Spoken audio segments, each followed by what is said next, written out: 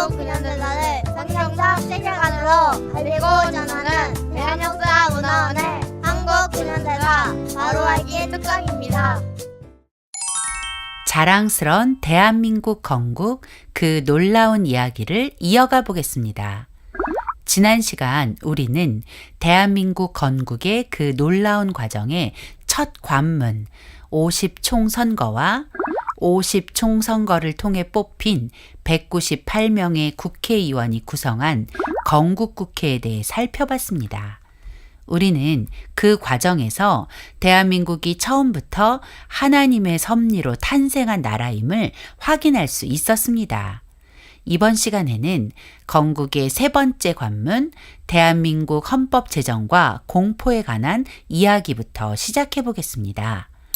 1948년 7월 12일 건국국회에서는 대한민국 모든 법의 기초인 헌법이 제정되었습니다. 그리고 7월 17일 대한민국 국민에게 헌법이 공포되었죠. 헌법이란 한 나라를 통치하기 위한 최고의 규범으로 대한민국 헌법은 대한민국 국민의 안전과 자유를 보장하는 모든 법의 기본 법칙, 즉 대한민국의 정체성을 담은 규범입니다. 건국 헌법 전문을 보면 대한민국의 정체성과 대한민국이 나아가야 하는 국가의 미래 방향 그리고 목표가 분명히 제시되고 있습니다. 그것은 바로 국민 개개인에게 동등한 자유와 기회를 주어서 각자의 능력과 잠재력을 최대한 이끌어내 안으로는 경제 발전을 이루고 밖으로는 세계 평화에 이바지하는 나라가 되는 것입니다. 건국헌법 제1조 1항은 대한민국은 민주공화국이다 라고 명시하고 있습니다. 여기서 민주공화국이란 무엇일까요? 민주공화국의 의미를 알려면 먼저 공화제의 뜻을 알아야겠죠? 공화제는 영어로 리퍼블릭입니다. 라틴어 레스 푸블리카에서 유래된 이 말은 공공의 것 또는 국민의 것이란 뜻입니다. 그래서 공화제, 즉 공화 정치를 채택한 국가를 공화국이라 부르는 것입니다. 따라서 민주공화국이란 궁극적으로 국가의 권위와 권력이 국민으로부터 나오며 국민에 의해 선출된 대표가 국정을 운영하는 정치제도를 말하는 것입니다. 그래서 민주공화정을 채택한 대한민국 건국 헌법 2조에 대한민국의 주권은 국민에게 있고 모든 권력은 국민으로부터 나온다라고 명시한 것입니다. 이승만 박사는 1914년 태평양 잡지 2월호에 공화 정치에 대해 이렇게 설명했습니다. 대저 공화라 하는 것은 백성이 백성으로 백성을 위해 세운 정부라는 것이 곧 이것이라. 그런즉 공화 정치는 군주 정치와 반대니 이는 한 사람이 다스리는 것이요 사부 정치와도 반대되니 이는 일본 사람들의 소위 귀족 정치라 하는 것으로 위에 있는 양반끼리 다스리는 것이요 소수 정치와도 반대니 이는 적은 수요의 몇몇 사람이 짜고 앉아 다스리는 것이라. 오직 모든 백성이 평등한 권리를 가지고 공동이 합하여 다스리는 것을 곧 공화라 하는지라. 배제학당 시절부터 이승만 박사는 나라가 부강하게 되는 길은 정부 형태를 전제군주제에서 민주공화제로 바꾸는 것이라고 확신했습니다. 또한 이승만 박사는 독립정신 제9장 자주와 독립의 중요성에서 오늘날 다른 나라 사람들이 잘 살게 된 것은 모두가 자주권을 중요하게 여겼기 때문이니 자주권은 이처럼 중요한 것이다. 나라를 세우고 정부를 수립하여 법률을 제정하는 것은 모든 사람의 권리를 보호하기 위한 것이다. 그러므로 법을 모든 사람의 권리를 보호할 수 있도록 공평하게 제정하여 모든 사람에게 속한 권리를 빼앗을 수 없게 하는 것이니 이것이 국가를 설립한 근본 목적이라 할 수 있다라며 국가가 존재하는 목적이 국민 개개인의 자유와 권리를 보호하는 것이라고 했습니다. 국가가 국민 개개인의 자유와 권리를 보호해 주는 것이 왜 중요할까요? 국민 개개인의 자유와 권리가 보장될 때 국가 발전을 이룰 수 있기 때문입니다. 하지만 이 자유는 무한대의 자유가 아니라는 것을 명심해야 합니다.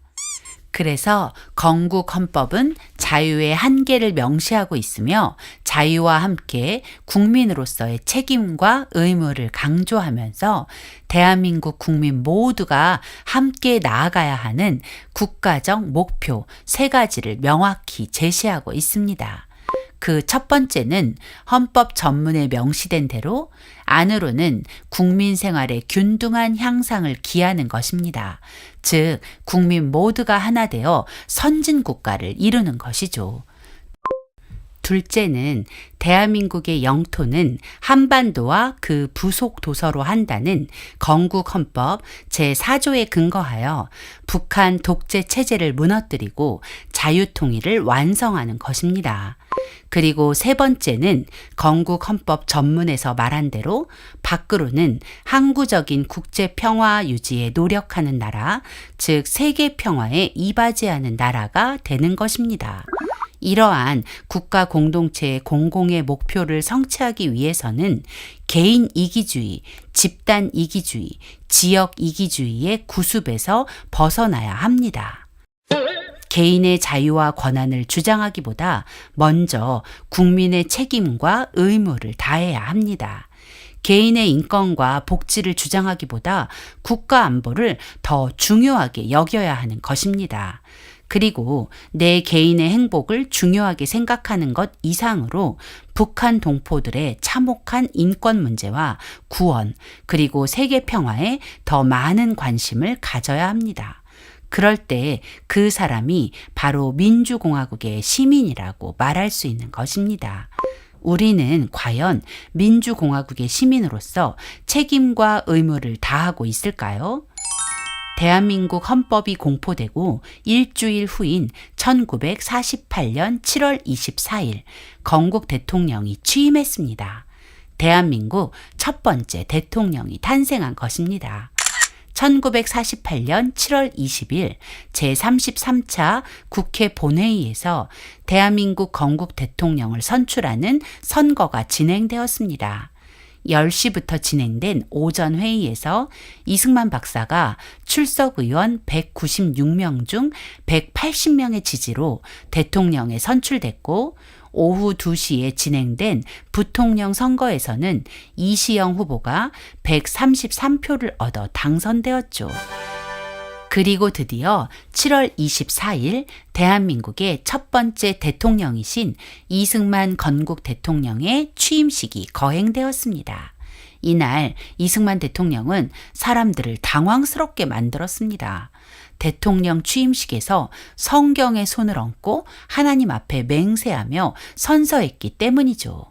당시 기독교 인구는 대한민국 국민의 0.2% 정도였음에도 불구하고 이승만 대통령은 하나님과 동포 앞에서 대통령으로서의 직무를 다할 것을 하나님 앞에 맹세하면서 성경에 손을 얹고 이렇게 선서했습니다. 오늘 대통령 선서하는 이 자리에 하나님과 동포 앞에서 나의 직책을 다하기로 한층 더 결심하며 맹세합니다.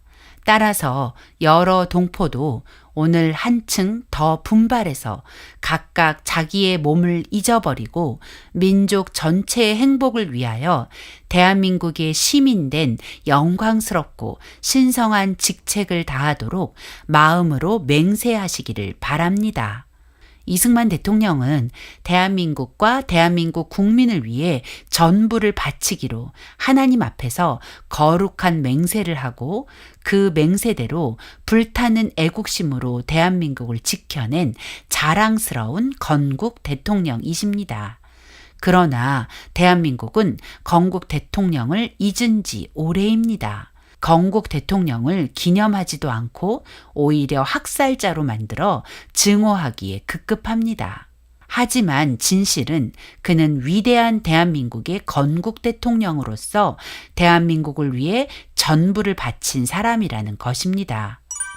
6.25 전쟁 당시 메가더 장군 후임 미 8군 사령관으로 대한민국에 왔던 매튜 리지웨이 장군은 이승만 대통령을 이렇게 평가합니다. 이승만은 공산주의에 대한 증오에서는 타협을 몰랐고 자기 국민에 대한 편애가 심했고 불가능한 일을 끈질기게 요구했으나 마음속에는 깊은 애국심으로 가득했고 애국심의 의지에 오랜 망명 생활을 보내고 귀국한 이후 눈뜬 시간의 거의 전부를 나라를 위해 바쳤다. 제임스 벤플리트 장군 역시 이승만은 위대한 한국의 애국자, 강력한 지도자, 강철 같은 사나이, 카리스마적인 성격의 소유자로 자기 체중만큼의 다이아몬드에 해당하는 가치를 지닌 인물이다. 군생활 마지막 9년 동안 세계 각국의 쟁쟁한 정치가들을 만나는 행운을 얻었다. 그 중에 이승만 박사가 가장 뛰어나다.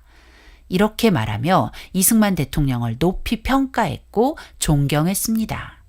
대한민국은 건국부터 세상이 인정하는 지도자가 있었다는 것을 알아야 합니다.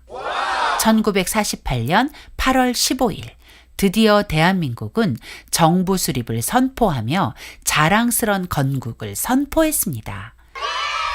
이날 신생국 대한민국의 건국 행사는 중앙청 광장에서 열린 정부 수립 선포식, 즉 정부 수립 국민 축하 대회였습니다. 이날 기념사에서 이승만 대통령은 자유민주주의를 지향하는 새나라 대한민국은 양반 계급만을 위했던 조선시대와는 달리 평민의 자유가 보장되는 평등한 나라가 될 것이라고 강조하며 그에 따라 양반과 상놈, 부자와 가난한 자, 남자와 여자, 남한 출신과 북한 출신이 모두 동등한 기회와 권리를 가지고 법 앞에서 평등하게 보호받게 될 것을 강조했습니다. 그리고 이승만 대통령은 국민을 향해 이렇게 말했습니다. 민주주의를 전적으로 믿어야 될 것입니다. 민주제도가 어렵기도 하고 또한 덜어는 더디기도 한 것이지만 의로운 것이 종말에는 악을 이기는 이치를 우리는 믿어야 할 것입니다. 이승만 대통령은 민주주의는 당장 눈에 보이는 변화가 나타나지 않을 수 있지만 반드시 민주주의의 아름다운 열매를 보게 될 것이라 강조하면서 자유민주주의가 대한민국이 지향하는 목표임을 말한 것입니다.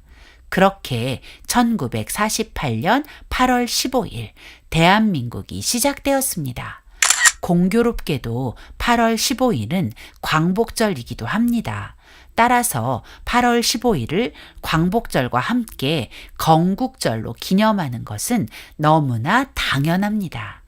그런데 대한민국은 현재까지 건국은 기념하지 않고 오로지 광복절, 즉 일본으로부터의 해방을 기념하고 있습니다. 모든 사람은 생일과 이름을 가지고 있죠. 이는 각 개인의 정체성을 형성하는데 가장 중요한 요소입니다. 나라도 마찬가지입니다.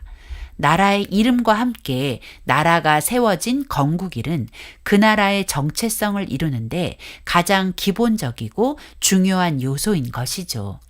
따라서 건국절의 기념은 국가 정체성 수호, 국민의 올바른 역사의식 함량과 국민 통합을 위해 반드시 필요한 것입니다. 하지만 대한민국은 건국일이 있음에도 건국일을 기념하지 않는 대표적인 나라가 돼버렸습니다.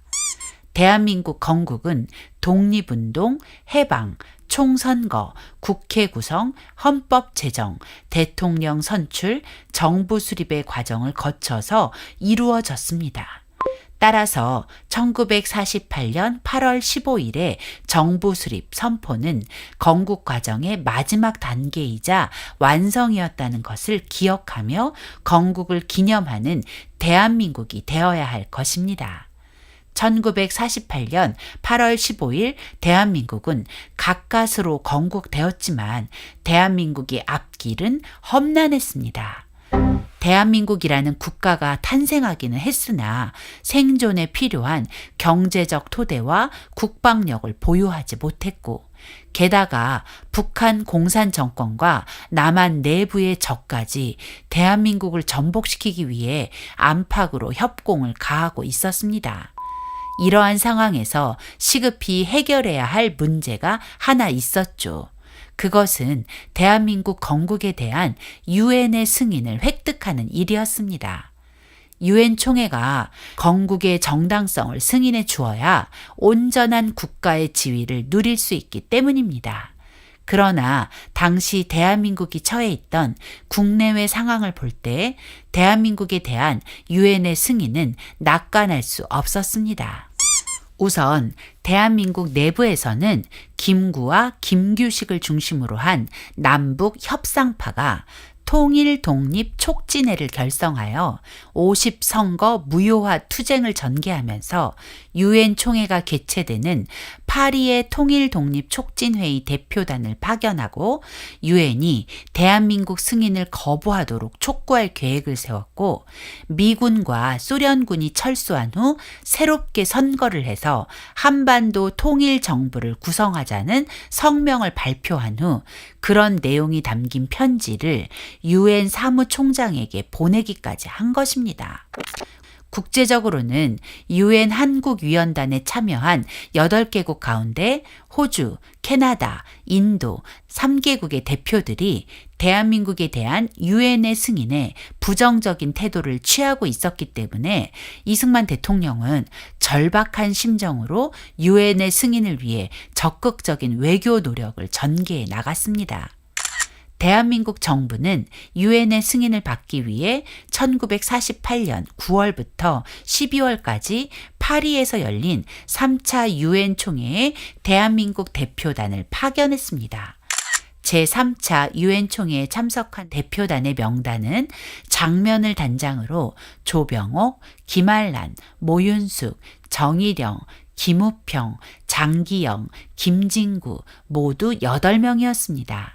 유엔의 한국 승인 문제는 총회 폐막이 임박한 12월 6일에야 정치위원회에서 토론되기 시작했고, 장시간의 토론 끝에 12월 8일 한국 문제를 총회의 상정키로 결정했습니다.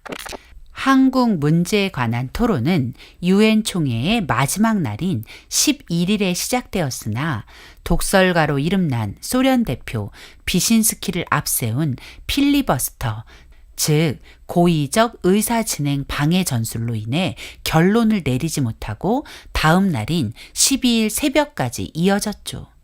의장은 일단 정회를 선포하고 같은 날 오후 3시에 회의를 다시 진행하기로 했습니다. 어김없이 비신스키가 기세 좋게 등단했고 예상대로 그는 독설을 퍼붓기 시작했습니다. 그런데 갑자기 놀라운 일이 벌어졌습니다. 눈을 번뜩거리고 팔을 들어 연설하던 비신스키가 벼랑간 목이 매더니 15분 만에 목을 부여잡고 내려가 버린 것입니다. 갑자기 치통과 함께 성대 결절이 찾아온 것이죠. 비신스키의 예상치 못한 퇴장으로 총회는 즉각 투표에 들어갔고, 표결 결과 대한민국 승인안은 찬성 48대 반대 6, 기권 1표로 대한민국은 유엔의 정식 승인을 얻어 합법적인 국가로서의 국제적인 지위를 얻게 된 것입니다. 반면 이에 대항해 소련이 상정한 50 총선 결과 폐기와 유엔 한국위원단의 해체 동의안은 46대 6, 기권 3표로 부결되었죠. 대한민국 승인 결의안이 극적으로 유엔에서 통과된 시각은 1948년 12월 12일 오후 5시 8분이었습니다. 이 모든 과정이 단순한 우연일까요? 그렇지 않습니다. 이 모든 일은 역사를 주관하시는 하나님께서 개입하신 결과였습니다. 유엔의 승인이 없었다면 오늘날 대한민국은 존재하지 못했을 것입니다. 왜냐하면 6.25 전쟁이 일어났을 때 대한민국은 유엔의 승인을 받은 합법적인 국가이므로 유엔군의 참전을 얻어낼 수 있었기 때문입니다. 1907년 헤이그 만국 평화회의는 물론 1919년 파리 강화회의 회의장에도 우리 대표단은 입장조차 할 수 없었습니다. 당시 우리 손을 잡아준 나라는 없었으니까요. 한국의 독립을 약속한 1943년 카이로 회담, 이를 재확인한 1945년 포츠담 회담에도 우리의 의견은 제대로 반영되지 못했습니다. 그러나 1948년 유엔 승인, 그때는 달랐습니다. 미국은 물론 프랑스, 자유중국, 필리핀 등 자유진영의 전폭적 지지와 후원을 끌어냈기 때문이죠. 이 일은 얼떨결에 얻어진 행운이 아니었습니다. 1905년 이후 이승만 대통령이 많은 방해와 오해를 견디며 꾸준히 전개한 외교 독립운동의 최종 승리였습니다. 그렇게 1945년 8월 15일 해방 후 3년 만에 우리는 대한민국이라는 나라를 가지게 되었습니다. 자유민주주의라는 아주 아름다운 정체성을 가지고 대한민국 민주공화국으로 태어난 것입니다. 모든 국민이 주인의 권리를 가지는 나라, 국민 각 개인에게 자유와 평등한 기회가 주어진 나라, 법으로 통치되는 나라, 이것이 바로 우리나라 대한민국입니다. 대한민국이 1948년 8월 15일 건국을 선포하자 북한은 9월 9일 조선민주주의 인민공화국이라는 이름으로 공산주의 나라를 선포했습니다. 그러나 북한은 이미 오래전 공산주의 나라의 모든 틀을 잡아두고 우리에게 분단의 책임을 돌리려 건국 선포 시기만 늦추었을 뿐입니다. 하지만 북한은 대한민국과 달리 국제사회로부터 합법 정부로 정식 인정을 받지 못한 괴뢰 집단일 뿐이었죠. 대한민국은 하나님이 주신 자유의 복음을 선물 받았습니다. 그 결과 한성 감옥에서 청년 이승만이 꿈꾼 선진한국과 선교한국의 꿈을 이루었습니다. 그리고 이제 우리에게 남겨진 사명은 통일 한국입니다. 하나님께서 주신 자유의 복음으로 북한을 자유롭게 하는 그 사명이 우리에게 남겨진 것입니다. 자유 복음 통일을 이루어 하나된 대한민국은 자유의 복음을 세계 열방에 선포해 하나님의 영광을 나타내는 제사장 나라로 더 견고히 서게 될 것입니다. 대한민국 건국은 하나님의 완벽한 작품이었습니다. 이 모든 일을 인도하신 하나님께 모든 영광을 올려드립니다.